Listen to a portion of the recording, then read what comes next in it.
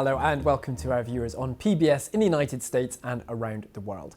Now, the United States Supreme Court has a new justice. Ketanji Brown Jackson has been confirmed by the US Senate, and she'll become the first black woman to sit on the country's highest court and only the sixth woman in history to be a Supreme Court justice. Well, let's speak now to Danielle Conway, who's Dean and Professor of Law at Penn State Dickinson Law. Professor Conway, thank you very much for being with us. You're among students there, the district judges and attorneys general and who knows, potentially even a Supreme Court justice of the future there. What's the conversation around this on campus? And just some breaking news coming in to our offices just now from the Reuters news agency. And Japan's former Prime Minister Shinzo Abe has been taken to hospital bleeding after collapsing while delivering a speech in the city of Nara in western Japan. That's according to the public broadcaster NHK. Reports say that a sound like a gunshot was heard at the time and a male suspect has been detained. The former Prime Minister is believed to be bleeding from his neck and is unconscious.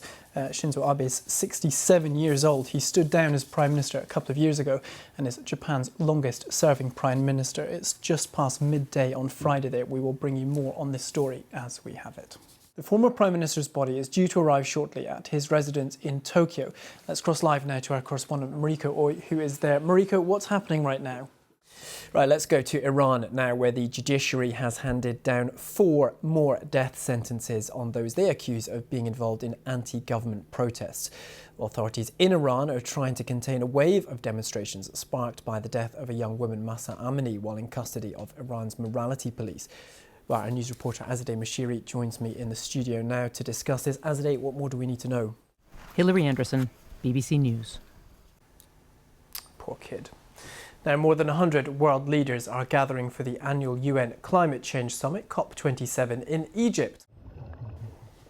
Well, we're joined now by the President of the Federated States of Micronesia, David Panuelo. He joins us now from Panapei. Mr. President, thank you very much for making the time for us. Delighted to have you on the programme. The United Nations says your country is one of those most directly at risk of climate change. What are you looking to get out of COP27? Well, thank you, Rich, for having me on your program. Admiral Montgomery, thank you very much for being with us. What's Russia's intentions with these latest missile strikes? Tarek Malik is the editor-in-chief of Space.com. He joins us now from Florida. Tarek, good to see you. Thank you for making the space for us in your schedule. 2 failed rocket launches here. You must be disappointed. Try to get this done. Tarek, we can't ignore the cost element here. As you said before, massively over budget, expected to be $93 billion in total, just about $4 billion per launch. Why is the US spending this money on this rocket, this empty rocket to the moon, when it could be spending it on taking care of people? Well, let's go back to our main story this hour and the North Shropshire by-election, where we're expecting a declaration anytime soon. And we can cross live now to the BBC's regional political editor, Elizabeth Glinker, who's at the North Shropshire count. Elizabeth, what's the latest? Let's look at the bigger picture. We've got people watching all around the world. This is relatively small. Probably haven't heard of Shropshire, unbelievably. They will now. 81,000 voters in the west of England on the border with Wales. Why does this matter? Mo, we'll start with you. There's a Christmas break coming up, so chance to take a breath. But this is a punch in the gut for the Conservative Party. You're a former special advisor. What would your special advice be to the party if you were still in the job? Polly, we heard Mo there talking about the difference between national and local issues. This is a traditionally safe Conservative seat.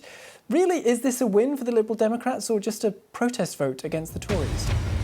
Let's go to the United States now, and people in Jackson in Mississippi are struggling to cope with an ongoing water crisis. It's now the 5th day they've been forced to live without clean running water.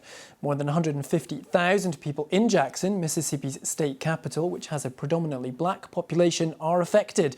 Kali Akundo is co-founder and co-director of Cooperation Jackson.